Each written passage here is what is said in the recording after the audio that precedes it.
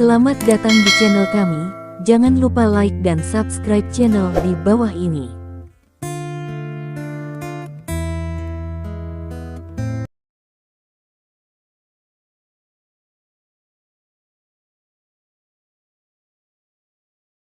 Bab 2191. Sina, aku akan menyerahkan anak itu padamu, kata Stephen kepada Lisina. Jangan khawatir, bos, saya baru saja berpartisipasi dalam pertempuran Raja Berunding bulan lalu, dan dinobatkan sebagai Raja Bela Diri peringkat kedua, kata Lisina dengan bangga. Peringkat 2 Martial King. Su Huang di samping tidak bisa menahan diri untuk tidak berseru. Dia tidak pernah berpikir bahwa wanita yang terlihat seperti pengawal ini sebenarnya adalah Raja Bela Diri peringkat 2. Meski kekuatan tempur seluruh masyarakat tumbuh secara eksplosif, kelas Wuang masih menjadi kekuatan tempur teratas di masyarakat ini. Lisina melirik Su Huang, dan hanya dengan satu pandangan ini, Su Huang merasakan niat membunuh yang mengerikan mengalir ke wajahnya, dan dia tidak bisa diam. Raja Bela Diri peringkat kedua. Itu sudah cukup, Stephen mengangguk. Apa maksudmu harus cukup? Apakah terlalu banyak? Su Huang terdiam mendengar kata-kata Stephen, berpikir bahwa Stephen ada di Versailles, tetapi dia tidak berani mengatakan apa-apa lagi. Lagi pula, sekarang dia milik Stephen. Sedikit kehidupan dipegang di tangan Stephen. Setelah itu, Stephen dan bawahannya berganti menjadi pakaian hitam bawahan Su Huang, lalu memasukkan Gu Feiyan dan Yao Jing ke dalam karung. Setelah melakukan semua ini, rombongan meninggalkan B dan B. Di bawah malam, Stephen membawa karung di satu bahu, dan mengikuti pasukan besar dengan cepat di jalan pegunungan. Ini adalah pertama kalinya wanita Stephen mengambil inisiatif untuk menjadi umpan. Stephen tidak pernah berpikir bahwa suatu hari dia akan melakukan hal seperti itu. Tapi untuk Stephen, selama itu permintaan dari wanitanya sendiri, dia akan melakukan apapun yang dia bisa. Itu hanya sebuah umpan, kemampuannya cukup untuk menjaga kedua umpan tetap aman, seperti menaiki roller coaster, terlihat mendebarkan dan menakutkan, sepertinya mereka bisa menabrak rel kapan saja, tapi nyatanya stabil. Kerumunan bergerak maju dengan sangat cepat, dan setelah lebih dari setengah jam, kerumunan itu sampai pada depresi gunung kecil. Ada sesuatu seperti gudang tua di kol kecil ini, dan pintu gudang tertutup. Setelah jarak yang jauh, Stephen telah membuka Eye of Titan, dan kemudian melihat sekilas seseorang di lantai 2 gudang. Pria itu sedang melihat Stephen dengan teleskop. Ketika Stephen melihat wajah orang itu, Stephen tahu bahwa tebakannya sebelumnya sepenuhnya benar. Bos yang disebut ini memang orang itu. Sekelompok orang datang ke pintu gudang, dan Su Huang berteriak keras, "Kami akan kirim orang bawa bos." Petik 2. Dengan teriakan Su Huang, pintu gudang terbuka sedikit demi sedikit. Semua orang langsung masuk. Lampu di gudang tidak dinyalakan, dan pria yang berdiri di lantai 2 turun dari lantai 2 dengan senter di tangannya. Cahaya dari senter cukup menerangi lebih dari separuh gudang. Begitu lama, pihak lain bertanya. Ada yang tidak beres, tapi tidak apa-apa sekarang, kata Su Huang. Ada yang salah. Apakah mangsanya baik-baik saja? Tanya pihak lain. Tidak masalah, sangat bagus, kata Stephen, meletakkan kedua karung di pundaknya, lalu membuka mulut karung. Yao Jing dan Gu Feiyan melihat ke depan dengan penuh semangat. Namun, karena senter menyinari wajah mereka secara langsung, mereka tidak bisa melihat dengan jelas penampilan bos di balik layar di depan mereka. Bos di belakang layar sedikit terkejut, dan tidak mengerti mengapa wajah kedua wanita yang diculik itu berubah menjadi heboh. Bukankah seharusnya mereka takut? Pada saat ini, Stephen berbicara. Wang Dazuang, saya selalu sangat akurat dalam melihat orang, tetapi hari ini saya dibutakan. Saya tidak berharap Anda menjadi seseorang dari jaring gelap, kata Stephen. Orang yang memegang senter sedikit gemetar, dan menatap Stephen dengan ngeri. Stephen melepas topeng di wajahnya, memperlihatkan wajahnya. Lin Kai, Wang Dazuang bertanya dengan ngeri, dia tidak pernah berpikir bahwa Lin Kei ini akan muncul di sini dengan menyamar sebagai bawahannya. Stephen tersenyum dan berkata, "Ini aku." Wang Dazuang memandang Su Huang dengan ganas dan memarahi, "Kamu bajingan, kamu mengkhianatiku." Petik 2. Bab 2192. Bos, aku tidak bisa menahannya. Jika kamu tidak membawa mereka ke sini, mereka akan membunuhku. Kata Su Huang.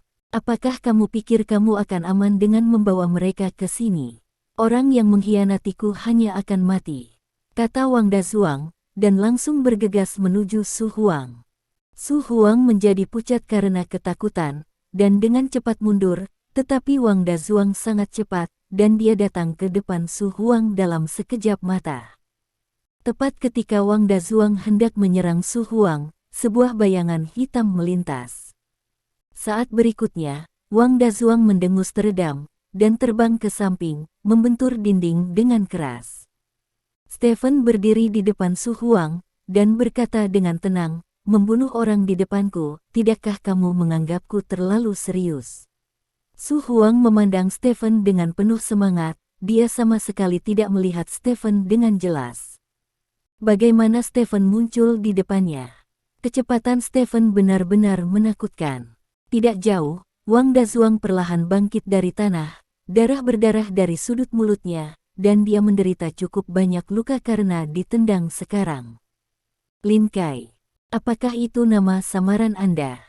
Apakah Anda dari polisi?" Wang Dazuang menatap Stephen dan bertanya. Setelah membantu Stephen membawa kursi tandu hari ini, dia mengirim seseorang untuk menyelidiki Stephen. Setelah mendapatkan ide Stephen informasi kartu, dia menemukan bahwa Stephen adalah orang biasa yang tidak bisa lagi menjadi orang biasa. Jadi dia akhirnya meminta bawahannya Su Huang dan yang lainnya untuk menculik dua wanita Stephen di tengah malam. Dia sama sekali bukan orang biasa, jadi dia dapat menyimpulkan bahwa apa yang disebut informasi yang dia temukan pasti dipalsukan, dan tujuan dari pemalsuan informasi pihak lain sangat mungkin untuk memancingnya beraksi, dan kemudian menangkapnya. "Saya memang anggota polisi." Stephen dengan santai mengenakan kulit harimau polisi, yang akan sangat menyesatkan musuh. Seperti yang diharapkan, Wang Dazuang mendengus dingin, lalu mengeluarkan pil dari sakunya dan melemparkannya ke mulutnya. "Tidak dapat disangkal bahwa kamu sangat kuat, tapi kamu seharusnya tidak memberiku kesempatan untuk bernafas. Sekarang, aku akan mendominasi segalanya di sini." Wang Dazuang meraung, dan seluruh tubuhnya mulai membengkak dengan cepat. Jelas, pil yang diminum Wang Dazuang barusan seharusnya menjadi pil yang membesarkan hati. Su Huang dan yang lainnya memandang Wang Dazuang dengan ngeri, meskipun mereka tidak dapat melihat semua Wang Dazuang dengan jelas, mereka dapat melihat garis besar Wang Dazuang. Pada saat ini, Wang Dazuang benar-benar lebih besar dari sebelumnya. "Rasakan kengerian dikuasai," Wang Dazuang berkata, dan tiba-tiba melaju ke arah Stephen. Dalam sekejap mata, Wang Dazuang mendatangi Stephen.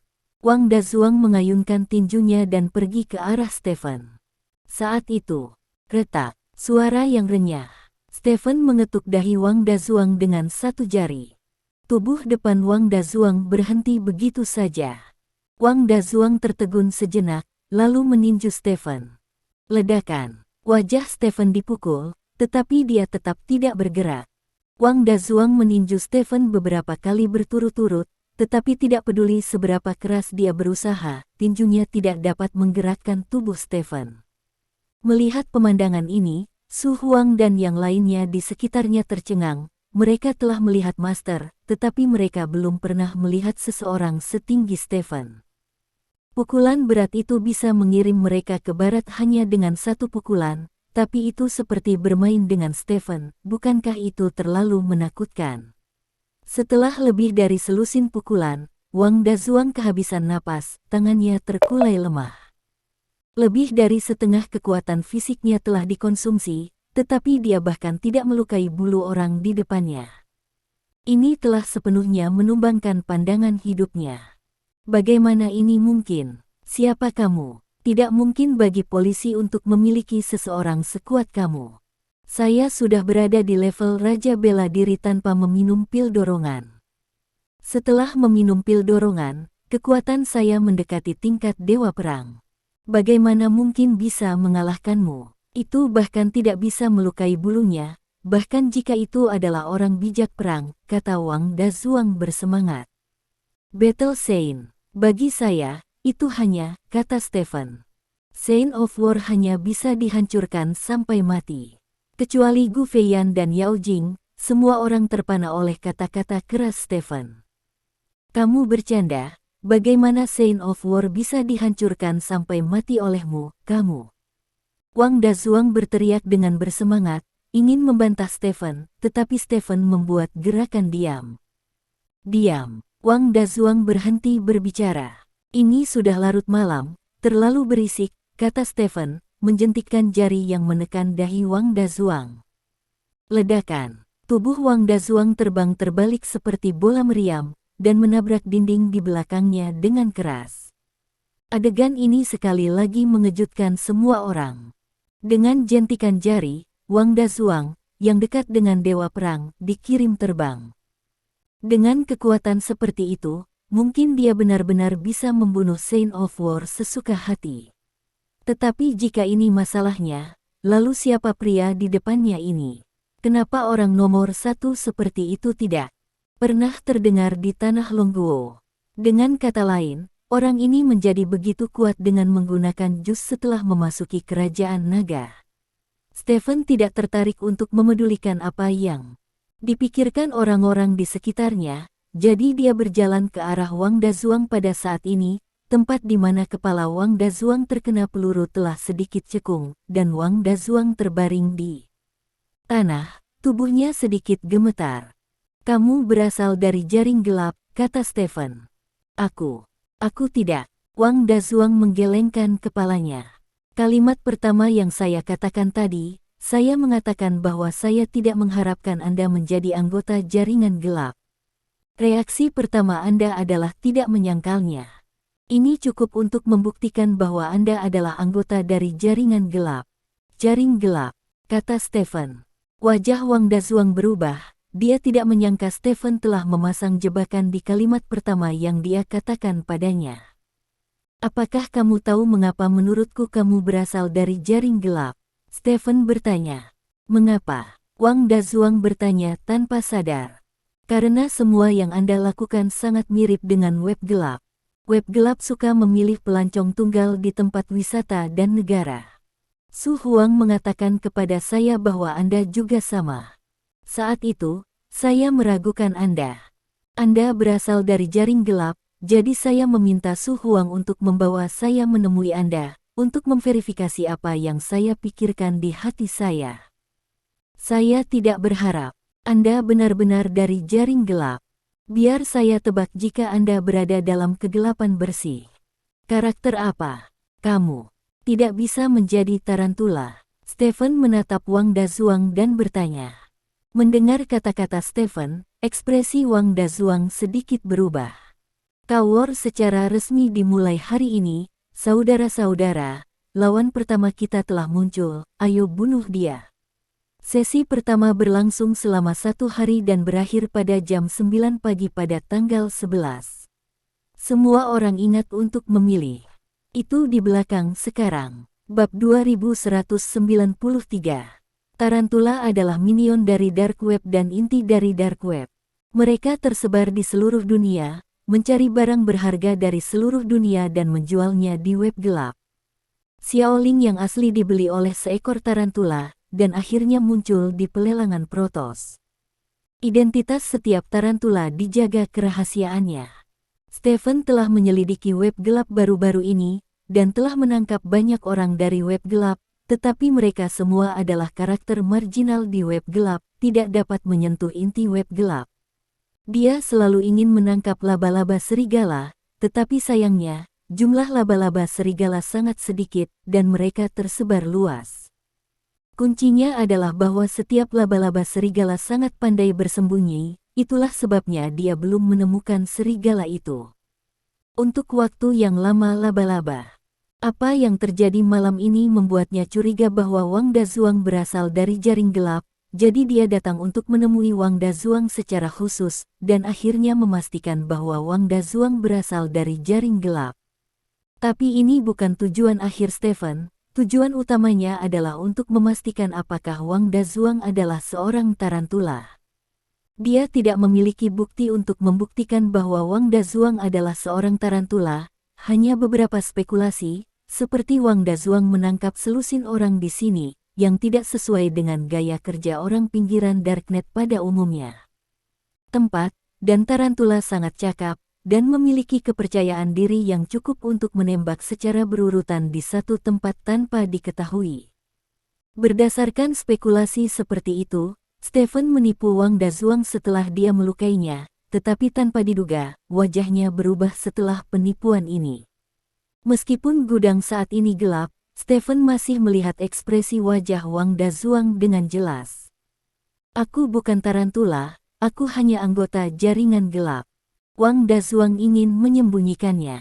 Apakah anggota periferal dari jaringan gelap akan tinggal di tempat yang sama selama lebih dari setahun dan menculik lebih dari selusin orang?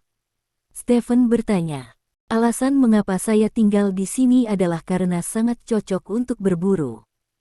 Saya memilih mereka yang lajang dan dalam suasana hati yang buruk. Anggota keluarga mereka akan berpikir bahwa mereka bunuh diri di sini, sehingga mereka tidak akan mencari mereka kemana-mana. Ini akan jauh lebih aman. Wang Dazuang menjelaskan. Jadi, kamu benar-benar bukan tarantula? Stephen bertanya dengan cemberut. Aku bukan tarantula, sungguh, kata Wang Dazuang. Sayang sekali, kamu bukan tarantula, jadi kamu tidak perlu hidup, kata Stephen, mengulurkan tangan dan meraih leher Wang Dazuang.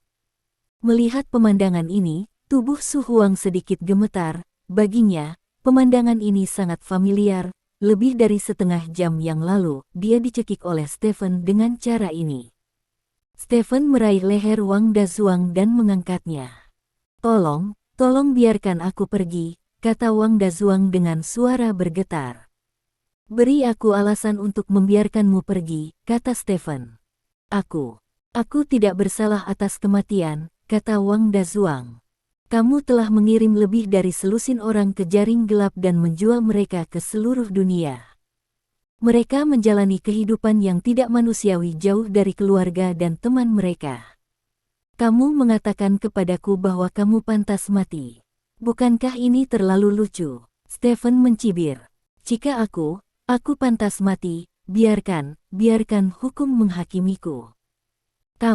Jika kamu membunuhku, kamu adalah pembunuh, dan kamu pantas mati. Wang Dazuang tergagap. Siapa yang melihatku membunuhmu? Apakah kamu melihatnya? Stephen menatap Su Huang dan bertanya. Su Huang dan yang lainnya menggelengkan kepala berulang kali. Dengar, tidak ada yang bisa membuktikan bahwa aku membunuhmu, kata Stephen sambil tersenyum. Wang Dazuang tersipu dan berkata, biarkan aku pergi, aku bisa memberimu semua uangku. Petik 2. Hal-hal ini tidak ada nilainya bagiku. Aku hanya ingin tarantula. Jika kamu bukan tarantula, maka aku akan membunuhmu. Sesederhana itu. Aku akan menghitung mundur sampai 3 sekarang.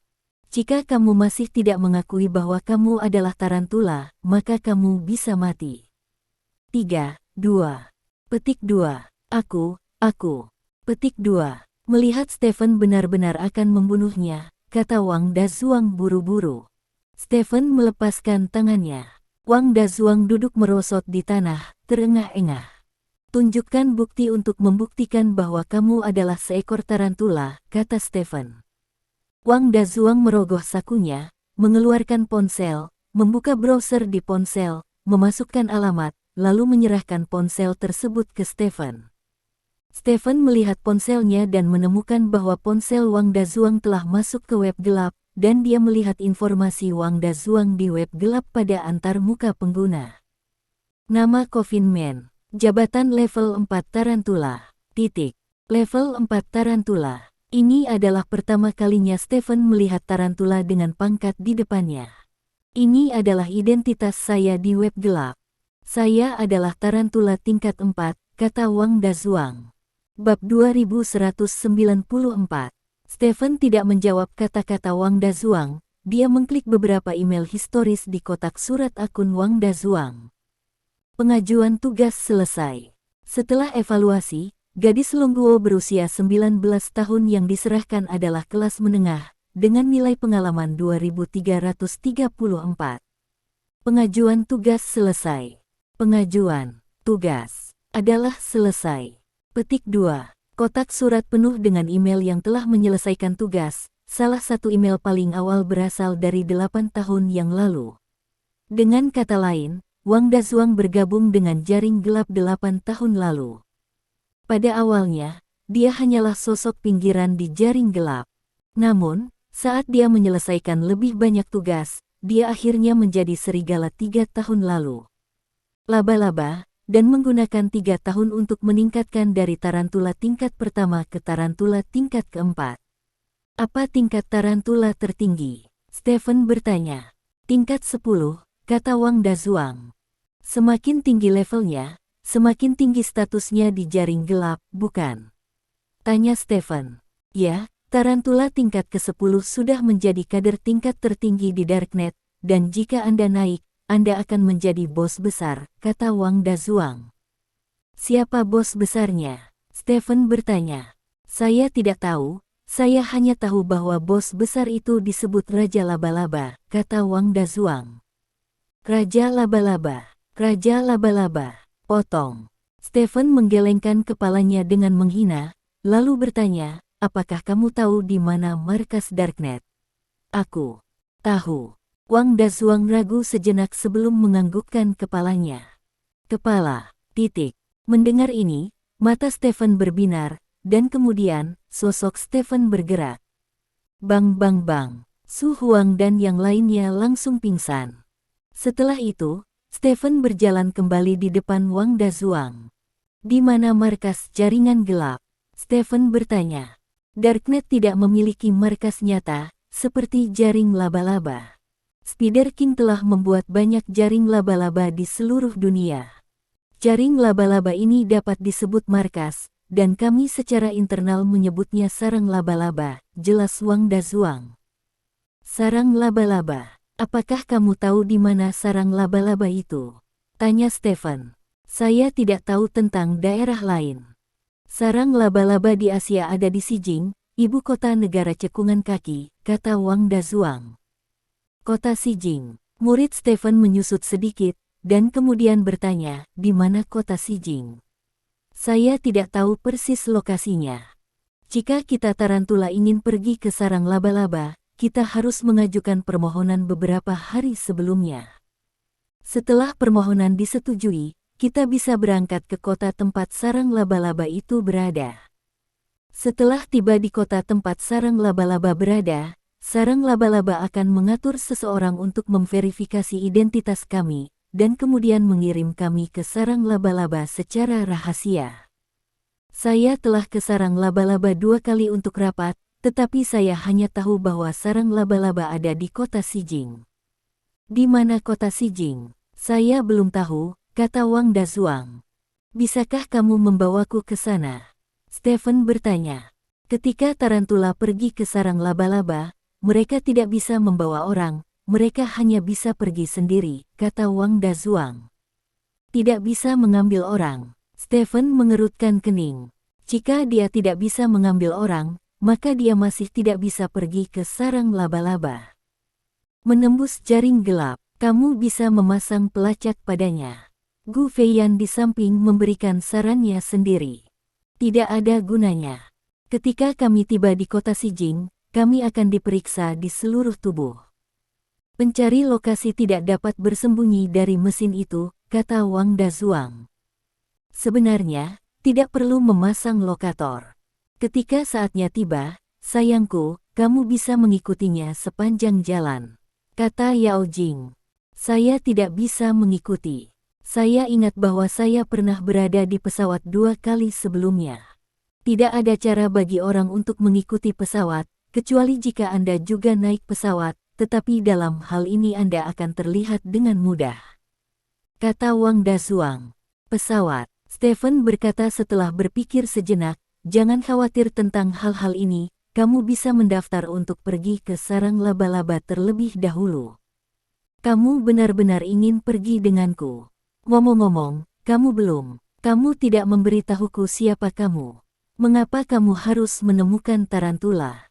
Wang Dazuang bertanya dengan curiga. "Karena aku ingin menghancurkan web gelap, tapi aku tidak tahu di mana markas web gelap itu, jadi aku hanya bisa meminta tarantula untuk memimpin," kata Stephen sambil tersenyum. "Hancurkan Darknet? Apakah kamu bercanda? Bagaimana Darknet bisa dihancurkan? Dia tersebar di seluruh dunia. Bahkan jika sarang laba-laba di kota Sijing dihancurkan, sarang laba-laba di tempat lain tidak akan terpengaruh, dan Darknet kekuatan internet sangat kuat, bahkan jika Anda sangat kuat, tidak mungkin menghancurkan jaringan gelap sendirian," kata Wang Dazuang. "Kamu tidak perlu khawatir tentang ini, kamu hanya perlu mengajukan aplikasi untuk pergi ke sarang laba-laba, dan itulah satu-satunya cara bagimu untuk bertahan hidup," kata Stephen, dan menyerahkan telepon ke Wang Dazuang. Memegang ponsel, Wang Dazuang tidak ragu-ragu, dan melalui formalitas melamar untuk memasuki sarang laba-laba langsung di situs web. Di mata Wang Dazuang, ini adalah cara yang sangat baik baginya untuk melarikan diri sejak lahir. Ketika sarang laba-laba melewati lamarannya, dia dapat pergi ke kota Sijing. Begitu dia tiba di kota Sijing, dia dapat menggunakan kekuatan sarang laba-laba untuk menyingkirkan kontrol Lin Kai di depannya, dan bahkan menggunakan kekuatan sarang laba-laba untuk membunuhnya. Aplikasi biasanya akan ditinjau dalam 1 hari.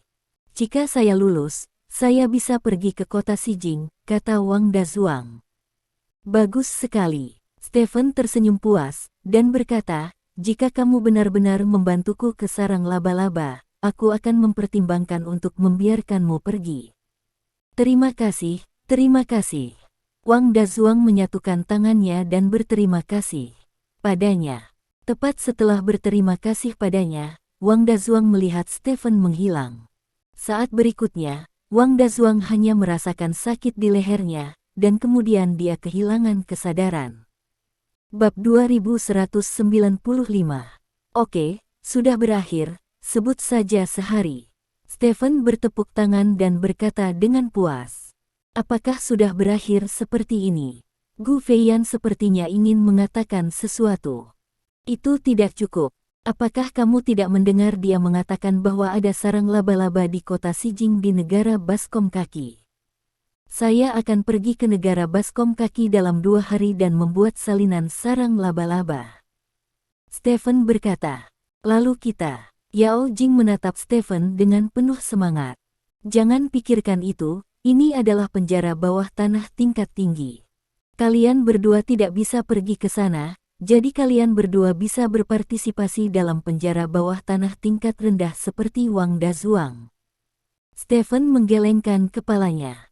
"Mengapa kita tidak bisa pergi ke ruang bawah tanah lanjutan?" Gu Feiyan bertanya dengan tidak puas. "Ini seperti bermain game. Dengan nomor level tinggiku yang menuntunmu di ruang bawah tanah level rendah, bahkan monster kecil pun tidak dapat menyakitimu, tetapi ruang bawah tanah level tinggi berbeda. Ruang bawah tanah level tinggi lebih sulit dan berbahaya. Bahkan saya tidak dapat menjamin bahwa tidak akan ada cedera selama seluruh proses, apalagi membawa Anda berdua. Anda harus tinggal di rumah bersama bayinya dengan patuh," kata Stephen. "Oke. Baik." Gu Feiyan dan Yao Jing menghela nafas. Sejujurnya, berpartisipasi dalam acara seperti itu hari ini sangat menarik dan berarti bagi mereka, memungkinkan mereka untuk melihat sisi lain Stephen. Di satu sisi, akan lebih baik jika mereka dapat terus mengalami alam, tetapi sangat disayangkan bahwa mereka berdua benar-benar berlarut-larut dalam insiden seperti itu. Jadi tentu saja tidak baik bagi Stephen untuk membawa mereka ke kota Sijing. "Ayo pergi." Stephen berjalan ke arah mereka berdua, memegang satu tangan dan berjalan keluar. "Bagaimana dengan orang-orang ini?" Yao Jing bertanya dengan curiga. "Seseorang akan datang untuk menangani akibatnya nanti." Orang-orang seperti Su Huang akan dikirim ke kantor polisi. Adapun Wang Dazuang, dia adalah tiket untuk salinan kota Xijing. Aku akan menahannya di tanganku. Stephen dikatakan. Tiket untuk salinan kota Xijing. Kamu telah memainkan terlalu banyak permainan, kata Yao Jing, memutar matanya. Stephen tersenyum dan tidak banyak bicara. Dia keluar dari gudang bersama dua orang kepercayaannya, lalu berjalan ke hotel. Saat ketiganya kembali ke homestay, waktu sudah menunjukkan sekitar pukul 4 pagi. Matahari terbit Gunung Jiuxian sekitar pukul 5, dan homestay masih agak jauh dari puncak gunung. Banyak orang sudah bangun pada saat ini dan mulai bersiap. Ketika Stephen dan yang lainnya kembali dari luar, banyak orang sudah berkumpul di aula di lantai 1. Yah, kita tidak perlu tidur malam ini, kita bisa bersiap untuk mendaki ke puncak untuk menyaksikan matahari terbit. Stephen tersenyum. Aku tidak bisa tidur meski diminta tidur sekarang, jadi aku bisa kembali dan bersiap-siap, kata Gu Feiyan. Jadi, ketiganya kembali ke kamar bersama, dan setelah mandi sederhana, mereka meninggalkan kamar dan menuju ke puncak gunung. Tidak ada cahaya di langit saat ini, tapi jalanan sangat terang, karena banyak orang yang memegang senter. Senter membentuk naga panjang, berkelok-kelok menuju puncak gunung. Stephen menarik Lin Waner, sementara Gu Feiyan dan Yao Jing masing-masing menggendong anak mereka sendiri, dan mereka mengikuti tim besar. Kakak ini, kakak, suara seorang pria tiba-tiba datang dari belakang. Stephen menoleh ke belakang dan menemukan bahwa pria kuat yang masuk ke kamarnya sebelumnya dan menyelamatkan hidupnya. Pihak lain mengambil tangan wanita tua gemuk itu dan berjalan cepat ke sisi Stephen. Saudaraku, apakah masalahnya sudah selesai? Pria kuat itu bertanya dengan nada menyanjung. Ya, Stephen mengangguk. Itu bagus. Aku hanya berpikir kamu harus melakukan sesuatu, saudara. Jadi kamu tidak memanggil polisi setelah kamu keluar, kata pria kuat itu. Kamu bisa melihat dengan jelas, kata Stephen. Kakak, masalahnya seperti ini. Setelah saya kembali, ibu saya dan saya memiliki pemahaman yang serius tentang apa yang terjadi hari ini, dan baru kemudian saya menyadari bahwa semuanya salah dengan ibu saya hari ini, jadi saya membawa ibu saya ke sini untuk meminta maaf. Untukmu. Terima kasih, kata pria kuat itu sambil mengedipkan mata pada wanita tua gemuk itu. Anak muda, saya bersalah atas apa yang terjadi kemarin, dan saya di sini untuk meminta maaf kepada Anda, kata wanita tua gendut itu dengan nada meminta maaf. Apakah itu satu-satunya? Stephen bertanya dengan ringan. Juga, kita seharusnya tidak menerobos masuk ke kamarmu, saudaraku, aku juga sedang terburu-buru saat itu. Aku benar-benar minta maaf, aku sangat menyesal. Pria berotot itu melanjutkan. Bab 2196. Kamu seharusnya bahagia, jika bukan karena orang-orang bersenjata itu, kalian berdua akan kurang beruntung, kata Stephen. Ya, saya sangat setuju dengan ini. Sejauh menyangkut keahlian Anda, kakak, saya tidak bisa mendapatkan cukup dari mereka. Jadi saya masih harus meminta maaf kepada Anda lagi, dan terima kasih telah menyelamatkan hidup Anda. Oleh ngomong-ngomong, kakak, saya ini disebut Si Yuan, apakah kamu tidak tahu nama kakak laki-laki tertua? Tanya pria yang kuat itu. Kamu tidak perlu tahu namaku, mulai sekarang tetap rendah hati dalam segala hal, kata Stephen. Ya, saudara. Anda harus menemukan saya ketika Anda datang ke kota Cishui di masa depan. Saya anggota tim Cishui Tianxing Shenlong. Untuk menemukan saya, Anda hanya perlu pergi ke klub Tianxing Shenlong. Pria kuat bernama Si Yuan. Apakah kamu masih di tim CFA? Stephen bertanya dengan heran. Ya, saya seorang seniman bela diri. Lagi pula, jika Anda ingin menonton pertandingan, Anda dapat menemukan saya kapan saja, kata Si Yuan. Ya, Stephen mengangguk. Kalau begitu aku tidak akan mengganggumu, kakak. Si Yuan berkata, berbalik dan pergi bersama wanita tua gemuk itu. Tim Cishui Tianxing Shenlong. Gumam Stephen, dia benar-benar telah mendengar tentang tim ini, kekuatan tim tidak buruk, dan terletak di tengah wilayah selatan. Dia sedikit terkejut bahwa pria bernama Si Yuan ternyata adalah anggota tim Tianxing Shenlong. Dunia ini sangat kecil, dan jika Anda memiliki konflik dengan seseorang di sini, Anda dapat bertemu dengan seseorang dari tim CFA. Tapi Stephen tidak menganggap serius orang ini, lagi pula, keduanya hidup di dunia yang sama sekali berbeda. 1 jam kemudian, Stephen dan yang lainnya akhirnya tiba di puncak gunung. Saat ini, seluruh langit masih gelap. Stephen menemukan posisi yang bagus, dan kemudian mulai menunggu dengan penuh semangat. Waktu berlalu sedikit demi sedikit. Tiba-tiba, cahaya redup muncul di kejauhan langit. Semua orang heboh, karena kemunculan cahaya terang itu berarti matahari akan segera terbit. Setelah beberapa menit, cahaya terang meningkat. Satu demi satu sinar keemasan menerobos kabut, sedikit demi sedikit terhampar di awan. Semua orang terpesona oleh pemandangan yang indah ini, dan banyak orang mengambil ponsel dan kamera mereka untuk merekam pemandangan yang indah ini. Seiring waktu berlalu, semakin banyak sinar cahaya keemasan muncul. Satu sisi matahari perlahan muncul di depan mata semua orang, lalu matahari terus terbit, sepertiga, setengah. 3/4. Saat seluruh matahari melompat keluar dari awan, semua orang di puncak gunung bersorak. Matahari menyinari bumi, menghilangkan semua kabut dan dingin. Ini adalah pertama kalinya Yao Jing dan Gu Feiyan melihat pemandangan seperti itu, dan mereka berdua terpana. Sangat indah. Gu Feiyan tidak bisa menahan kekagumannya. Ya, Yao Jing mengikuti dan mengangguk. Pada saat ini, Stephen tiba-tiba berjalan di depan mereka berdua, lalu menghadap mereka. Apakah kamu tidak menonton? Gu Feiyan bertanya dengan curiga. Stephen tersenyum, lalu mengeluarkan 2 kotak dari sakunya, dan berlutut di tanah dengan satu lutut. Melihat pemandangan ini, baik Gu Feiyan maupun Yao Jing tertegun. Kamu, apa yang kamu lakukan? Yao Jing bertanya dengan suara yang sedikit bergetar. Aku sudah lama menunggu hari ini.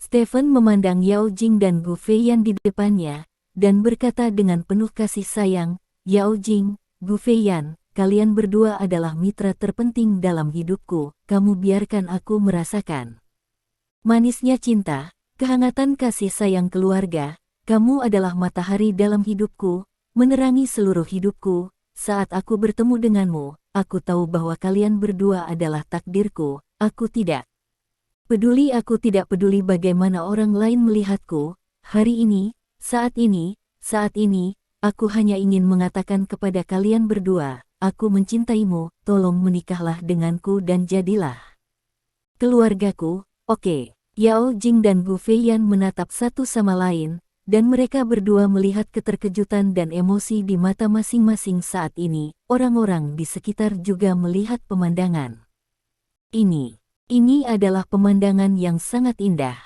Di bawah saksi matahari yang baru lahir, seorang pria melamar seorang wanita, dan rasa ritual dibawa ke titik ekstrim.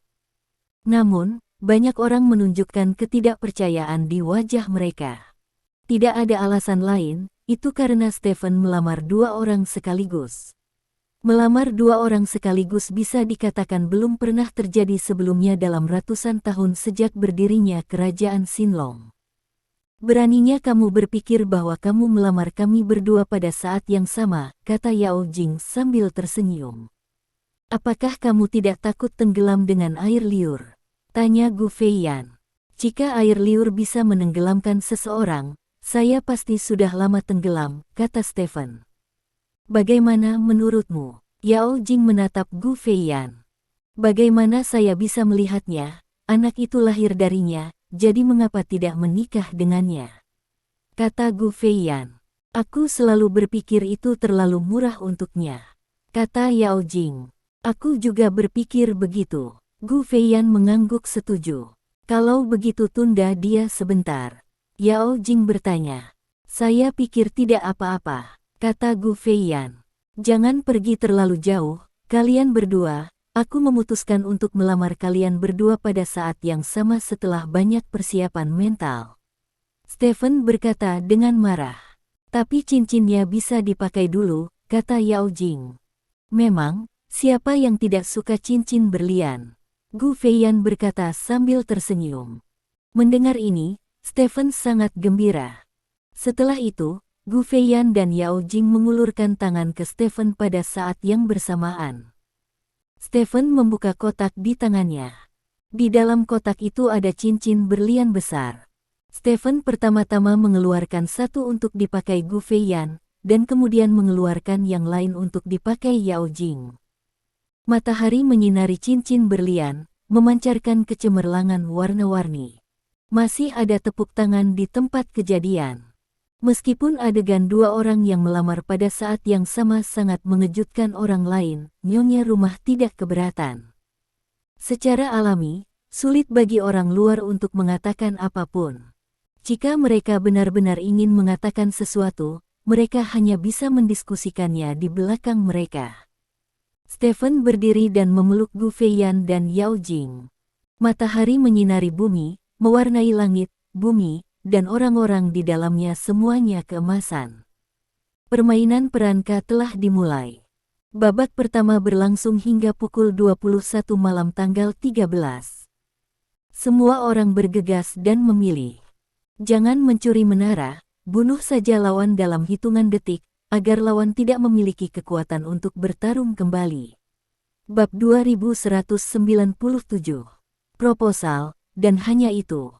Stephen menatap Yao Jing dan Gu Feiyan yang meneteskan air mata, merasa sangat emosional di dalam hatinya.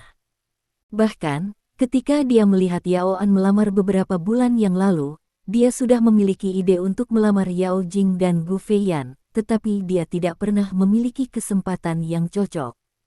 Kali ini masalah antara dia dan Natalie terungkap, dan baik Yao Jing maupun Gu Feiyan terluka. Ketika dia ingin menebusnya, dia memikirkan lamaran pernikahan. Awalnya dia berencana untuk melamar di rumah, tetapi dia tidak menyangka mereka berdua akan keluar untuk mendaki gunung, jadi dia memilih lokasi lamaran di puncak gunung.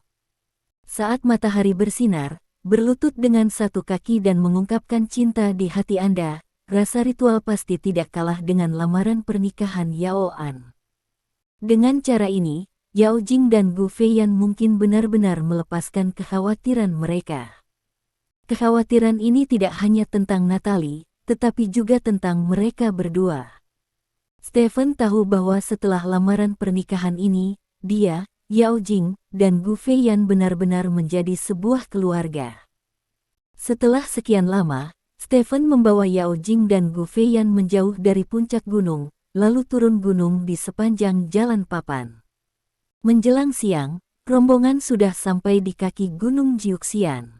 Setelah makan siang sederhana, rombongan menuju ke bandara dan naik pesawat ke ibu kota kekaisaran. Lebih dari 1 jam kemudian, pesawat mendarat di Bandara Imperial Capital. Perjalanan ke gunung ini bisa dianggap sebagai akhir resmi. Bagi mereka bertiga, pentingnya perjalanan mendaki gunung ini tidak hanya dalam pendakian, tetapi juga dalam banyak aspek lainnya. Misalnya, Yao Jing dan Gu Feiyan memiliki pemahaman yang lebih baik tentang Stephen. Lamaran pernikahan dengan Yao Jing berhasil. Bagi mereka bertiga, perjalanan mendaki gunung ini penuh dengan hadiah, dan bagi Stephen, perjalanan mendaki gunung ini secara tak terduga mendapatkan informasi tentang sarang laba-laba, yang juga merupakan panen besar baginya.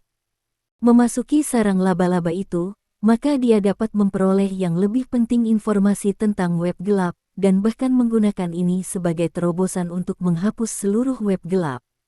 Waktu berlalu dalam sekejap mata. Kabar baik datang dari Wang Dazuang bahwa Darknet telah menyetujui lamarannya, dan dia bisa pergi ke Darknet Spider Nest di kota Xijing. Setelah menerima kabar tersebut, Stephen segera membawa Wang Dazuang dengan pesawat ke negara Fort Basin. Beberapa jam kemudian, pesawat mendarat di Fort Basin Country Airport. Wang Dazuang berdiri dari kursinya dan melirik Stephen yang duduk tidak jauh darinya. Stephen sedikit mengangguk pada Wang Dazuang. Wang Dazuang menjilat bibirnya, lalu turun dari pesawat bersama orang banyak. Saat itu malam dan langit gelap. Stephen sengaja memilih waktu ini untuk datang ke kota Xijing, karena malam hari lebih cocok untuk menyembunyikan sosoknya.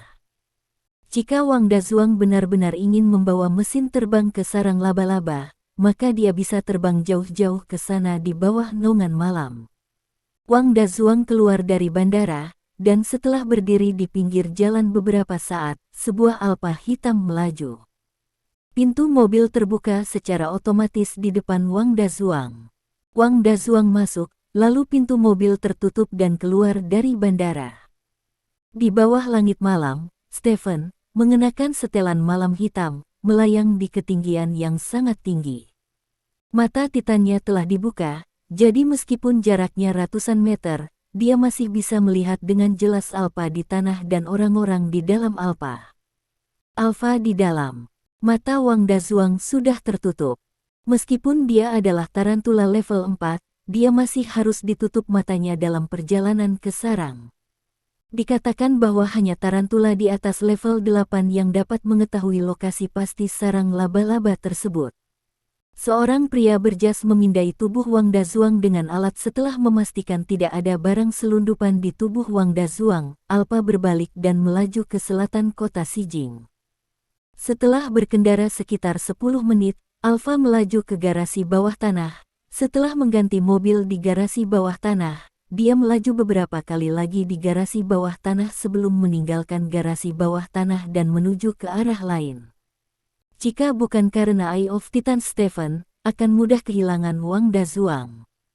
Mobil terus melaju, dan setelah melaju sekitar setengah jam, mobil melaju ke tempat parkir bawah tanah sebuah gedung tinggi. Setelah itu, Wang Dazuang dibawa ke lift, dan naik lift langsung ke apron di lantai atas gedung.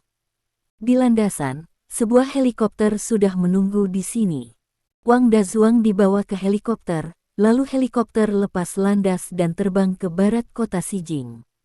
Stephen terbang lebih dari 100 meter di atas helikopter, dan mengikuti dengan santai.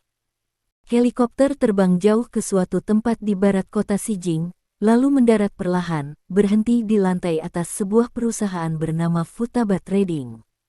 Bab 2198.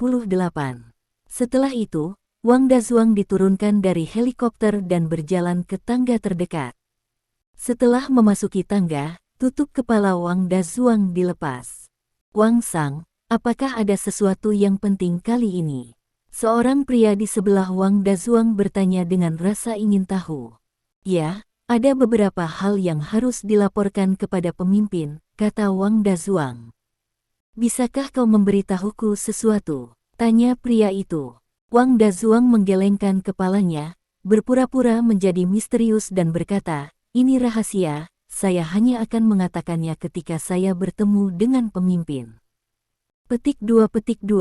Oke. Pria itu mengangkat bahu, lalu mengulurkan tangan dan menekan kotak lift di depannya. Lift segera sampai ke lantai atas, dan keduanya masuk ke lift bersama. Pria itu menekan tombol lantai 3 di lift, lalu dengan cepat menekan beberapa kali di lantai lain. Kemudian, lift mulai turun perlahan. Ini bukan pertama kalinya Wang Dazuang naik lift ini, jadi dia tahu dengan jelas bahwa lift ini akan turun sampai ke lantai di bawah -3. Benar saja, lift tidak berhenti setelah turun ke -3, melainkan terus turun. Setelah turun sekitar 5 detik, lift berhenti. Pintu lift terbanting terbuka. Wang Dazuang pergi dengan orang-orang di sampingnya. Sebuah ruang besar muncul di depan Wang Dazuang. Komputer diatur di ruang tersebut. Yang menakjubkan adalah tidak ada orang yang duduk di depan komputer ini, tetapi setiap komputer sedang berjalan, dan Anda bahkan dapat melihat mouse. Layar itu bergerak di komputer. Ketika Wang Dazuang pertama kali datang ke sini, dia terkejut dengan hal-hal ini, dan kemudian mengetahui bahwa komputer di sini semuanya dikendalikan dari jarak jauh oleh staf, untuk menghindari lokasi sarang laba-laba agar tidak terekspos secara maksimal. Wang Dazuang berjalan lurus ke depan dengan pria di sampingnya, dan sampai di sebuah pintu, lalu pria itu membuka pintu. Kamu bisa masuk, kata pria itu. Wang Dazuang mengangguk dan berjalan ke depan. Dengan sekejap, pintu itu tertutup. Wang Dazuang melihat sekeliling. Ini adalah ruang penyimpanan yang sangat besar. Ada banyak kotak di dalam ruangan. Kotak-kotak itu diisi dengan hal-hal yang telah dicari oleh Darknet dari seluruh dunia. Hal-hal ini akan diletakkan di situs web Darknet untuk dijual. Sekali seseorang ketika sesuatu dipilih, orang-orang di sarang laba-laba akan mengirimkan barang tersebut, dan menggunakan rantai logistik khusus dari web gelap untuk mengirimkan barang tersebut ke pembeli. Wang Dazuang terus berjalan maju, dan kotak-kotak di sekelilingnya berangsur-angsur berkurang, digantikan oleh ruang kaca transparan. Ada satu orang di setiap ruang kaca, orang-orang ini laki-laki dan perempuan. Melihat sekeliling, setidaknya ada ratusan ruang kaca seperti itu. Orang-orang ini secara alami adalah mangsa yang ditangkap oleh jaring gelap. Orang-orang ini diculik oleh tarantula dari seluruh dunia dan dikirim ke sarang laba-laba, dan kemudian semuanya dijual di jaring gelap. Siapapun yang dibeli akan dijual, orang ini mengambilnya dari sini, lalu mengirimkannya ke pembeli, yang tidak berbeda dengan barang lain. Ketika orang-orang ini melihat Wang Dazuang muncul, beberapa berbaring di tanah dan menutup mata, sementara yang lain memukul kaca dengan bersemangat, ingin Wang Dazuang mengeluarkannya. Ini bukan pertama kalinya Wang Dazuang melihat pemandangan seperti itu, jadi dia berjalan melewatinya dengan tenang, bahkan jika dia melihat seseorang telah meninggal di ruang kaca, wajahnya tidak memiliki gelombang besar. Di sini, orang mati sangat umum. Orang-orang di web gelap tidak akan menyalahgunakan orang-orang ini, tetapi beberapa orang tidak ingin dibeli sebagai barang, jadi mereka akan memilih beberapa cara untuk mengakhiri hidup mereka. Gudang besar ini adalah inti dari sarang laba-laba. Sarang laba-laba, seperti namanya, adalah sarang laba-laba yang menyimpan semua jenis mangsa yang ditangkap oleh tarantula. Setelah melewati gudang, Wang Dazuang sampai di sebuah pintu kecil. Wang Dazuang menarik napas dalam-dalam, mendorong pintu kecil itu, dan masuk. Di belakang pintu ada ruangan seluas lebih dari 100 meter persegi. Ruangan itu terlihat seperti kantor, ada rak buku besar di dinding, dan 2 lemari kaca transparan di sebelah rak buku. Di dalam lemari kaca berdiri 2 wanita telanjang. Wanita-wanita itu cantik dan bertubuh besar. Mereka memutar tubuh mereka di lemari kaca seperti ular. Musik yang luar biasa bergema di ruangan itu, dan di depan rak buku ada meja besar dengan komputer di atasnya, dan seorang pria paruh baya yang gemuk duduk di depan komputer. Pria itu berwajah oriental dengan cerutu di mulutnya. Wang Dazuang belum pernah bertemu orang ini, tetapi dia tahu bahwa dia adalah pemimpin sarang laba-laba. Karena di ruangan ini kecuali dia, semua orang berdiri. Tarantula tingkat 4, manusia peti mati. Pria itu melirik Wang Dazuang dari sudut matanya, dan bertanya dengan tenang. Ini saya, tuanku. Saya tidak tahu bagaimana Anda memanggil saya, tuanku. Wang Dazuang membungkuk dengan hormat kepada pihak lain dan berkata, dalam sistem jaring gelap, semua orang dengan level yang lebih tinggi dari Anda seharusnya memanggil tuanmu. Aku Amaterasu, kamu seharusnya sudah mendengar tentangku. Pria itu berkata.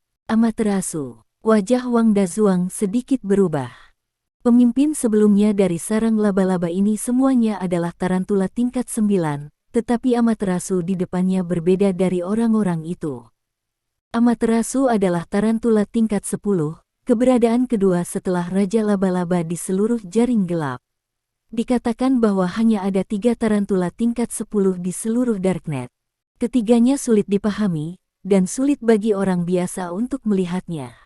Wang Dazuang tidak pernah mengira dia bisa melihat tarantula Amaterasu tingkat 10 di sini. Senyum muncul di wajah Wang Dazuang. Ini benar-benar kabar baik. 2199. Tuan Amaterasu yang terhormat, suatu kehormatan bagi saya untuk bertemu dengan Anda di sini. Reputasi Anda sangat kuat bagi saya. Saya telah mendengar banyak legenda tentang Anda di organisasi. Terus terang, saya pasti Anda penggemar setia. Wang Dazuang berkata dengan ekspresi bersemangat. Mendengar perkataan Wang Dazuang, Amaterasu sepertinya sangat berguna. Dengan senyuman di wajahnya, lalu dia mengambil cerutu dari mulutnya dan menaruhnya di asbak. Kamu tidak perlu menyanjungku, sanjungan dari pria kecil sepertimu tidak ada artinya bagiku, kata Amaterasu. Aku tidak menyanjungmu, aku hanya berpikir begitu dari lubuk hatiku, kata Wang Dazuang dengan serius. Bahkan jika itu dari hati, jangan mengatakannya terus terang. Salah satu aturan terpenting tarantula kita adalah menjaga kerendahan hati, mengerti? Kata Amaterasu. Mengerti. Wang Dazuang mengangguk. Ngomong-ngomong, katakan padaku tujuan kedatanganmu ke sarang laba-laba kali ini, kata Amaterasu. Tuan Amaterasu, sejujurnya, saya dipaksa, kata Wang Dazuang. Dipaksa oleh seseorang. Amaterasu sedikit mengernyit, dan bertanya, apa yang terjadi? Petik 2. Seperti ini. Beberapa hari yang lalu, aku menendang pelat besi saat dalam misi berburu. Wang Dazuang membandingkan dirinya dengan Lin bicarakan secara singkat tentang hal-hal di antara Stephen. Jadi maksudmu tujuan akhir dari pria kerajaan panjang bernama Lin Kai adalah tempat kita? Amaterasu bertanya. Ya, dia berkata bahwa dia punya cara untuk mengikutiku. Jika ini benar, maka dia harus pergi ke tempat kita sekarang, kata Wang Dazuang. Apakah kamu tahu bahwa kamu telah mengkhianati organisasi dengan melakukan itu? Amaterasu berkata dengan niat membunuh. Tuan Amaterasu, saya tidak punya pilihan lain dalam keadaan saat itu. Kekuatan lawan terlalu kuat untuk saya lawan, jadi saya berpura-pura menyetujui permintaan lawan dan membawanya ke kota Sijing. Menurut pendapat saya, hanya ketika saya datang ke kota Sijing dan datang ke sarang laba-laba, saya dapat benar-benar aman karena ada orang dewasa seperti Anda di sarang laba-laba. Pria jelas merupakan pencapaian luar biasa untuk Darknet kami, kata Wang Dazuang. Mendengar kata-kata Wang Dazuang, Tian Zhao terdiam beberapa detik, dan kemudian berkata, tidak peduli bagaimana Anda menjelaskannya, Anda masih mengkhianati organisasi. Jika Anda tidak dapat memberi saya jawaban yang memuaskan, saya akan membunuh Anda terlebih dahulu, lalu dapatkan singkirkan pria kerajaan panjang bernama Lin Kai juga. Petik 2. Tuan Amaterasu, selama aku bisa bertahan, aku bersedia menjadi bawahanmu yang paling setia. Wang Dazuang mengungkapkan isi hatinya yang tulus kepada Amaterasu dengan tegas. Mendengar kata-kata Wang Dazuang, Amaterasu menunjukkan senyum puas di wajahnya. Mengekspresikan kesetiaan lebih dari sekadar berbicara, kata Amaterasu. Benar-benar serakah. Wang Dazuang memfitnah di dalam hatinya, tetapi segera berkata, Tuan Amaterasu, saya bersedia menyumbangkan semua tabungan saya untuk Anda. Bagus sekali. Amaterasu mengangguk puas dan berkata, karena Anda telah menyatakan kesetiaan Anda kepada saya, maka saya akan menerima Anda untuk saat ini. Petik 2. Terima kasih, Tuan Amaterasu. Lalu saya mengkhianati organisasi. Wang Dazuang menatap Amaterasu dengan hati-hati. Apa yang mengkhianati organisasi? Apakah kamu tidak mendengarkan perintahku dan dengan sengaja memancing musuh kuat organisasi ke sini agar aku membunuhnya? Amaterasu bertanya sambil tersenyum. Ya, itu dia. Wang Dazuang mengangguk dengan gembira. Aku akan memberimu pujian karena telah membunuh Lin Kai itu nanti, jangan khawatir, kata Amaterasu. Terima kasih, Master Amaterasu. Master Amaterasu, maka kekuatan Lin Kai masih sangat kuat, kita. Apakah kita perlu melakukan beberapa persiapan? Tanya Wang Dazuang. Tidak ada musuh yang pernah meninggalkan sarang laba-laba hidup. Ada sistem pertahanan api yang paling kuat di sarang laba-laba, yang cukup untuk membunuh musuh apapun, kata Amaterasu ringan. Begitu Amaterasu selesai berbicara, alarm berbunyi di dalam ruangan. Sepertinya orang bernama Lin Kai seharusnya datang ke sarang laba-laba, kata Amaterasu sambil tersenyum. Lalu apa yang harus kita lakukan sekarang? Wang Dazuang bertanya dengan gugup. Tunggu saja di sini. Bahkan jika dia bisa menembus sistem pertahanan di depan, dia seharusnya hanya memiliki setengah nyawanya yang tersisa ketika kita sampai di sini. Kalau begitu aku akan membunuhnya, kata Amaterasu dengan ringan. Bab 2200. Apakah sistem pertahanan kita benar-benar kuat? Tanya Wang Dazuang. Biarkan aku memberitahumu ini, bahkan jika 10 orang suci perang menyerang sarang laba-laba bersama-sama, aku bisa membuat mereka datang dan pergi. Amaterasu berkata dengan bangga.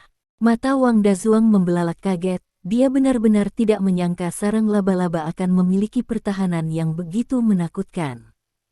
Juga, meski dia muncul di sini utuh, dengan aku di sekitar, itu cukup untuk menahannya di sini, kata Amaterasu. Saya kira Lin Kai mungkin memiliki kekuatan yang lebih kuat daripada orang suci perang biasa, kata Wang Dazuang. Battle Scene adalah hal kuno. Sekarang jus buah populer, semua manusia terus-menerus meningkatkan kekuatan tempur mereka. Saya pernah bertarung melawan apa yang disebut War Scene. Menurut Anda apa hasilnya? Wang Dazuang dan bertanya. Apa hasilnya? Tanya Wang Dazuang. 3 pukulan. Aku mengalahkan Saint of War, kata Amaterasu dengan bangga. Wang Dazuang memandang Amaterasu dengan penuh semangat dan berkata, Tuan Amaterasu layak menjadi tarantula tingkat 10. Kekuatannya benar-benar luar biasa. Petik 2. Amaterasu tersenyum dan tidak berkata apa-apa. Pada saat ini, sirene tiba-tiba berhenti.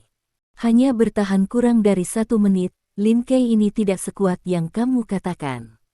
Amaterasu berkata sambil tersenyum. Wang Dazuang tampak bingung dan bertanya, Tuan Amaterasu, mengapa Anda mengatakan itu? Petik 2. Bukankah itu cukup jelas? Sirene berhenti, yang membuktikan bahwa dia sudah mati, kata Amaterasu. Jadi begitu. Wang Dazuang tiba-tiba menyadari, tepat ketika dia hendak menyanjung Tianzhao, terdengar suara keras di pintu. Ledakan. Diiringi dengan suara keras ini, seluruh pintu ditendang oleh satu kaki. Kemudian, wajah yang dikenalnya masuk dari pintu. Lin Kai. Wang Dazuang menatap orang yang masuk dengan ngeri. Orang itu tidak lain adalah Lin Kai yang sebelumnya mengatakan bahwa dia akan mengikutinya. Itu Stephen. Duduk di belakang meja, wajah Amaterasu sedikit berubah, dan dia bertanya, apakah ini Lin Kai yang kamu sebutkan? Ya, Tuan Amaterasu, ini dia. Wang Dazuang menunjuk ke arah Stephen dan berteriak. Wajah Amaterasu tiba-tiba menjadi sangat jelek. Dia mengira Stephen sudah mati, tetapi dia tidak menyangka bahwa dia tidak hanya tidak mati, tetapi dia bahkan datang ke kantornya. Bagaimana ini mungkin? Kami tarantula memiliki begitu banyak lapisan garis pertahanan, dan tidak ada yang bisa melewati garis pertahanan itu dalam 1 menit. Bagaimana kamu bisa masuk ke sini? Amaterasu bertanya dengan ekspresi muram. Apakah kamu berbicara tentang monster yang dibudidayakan dengan obat yang tidak diketahui? Tanya Stephen. Apakah kamu sudah melihat semuanya? Amaterasu bertanya. Yah, begitu, orang yang bukan manusia atau hantu, mengirim mereka untuk melihat Tuhan secara langsung. Ngomong-ngomong, siapa kamu? Stephen menatap Amaterasu dan bertanya. Amaterasu tidak menjawab perkataan Stephen, karena dia kaget dengan perkataan Stephen.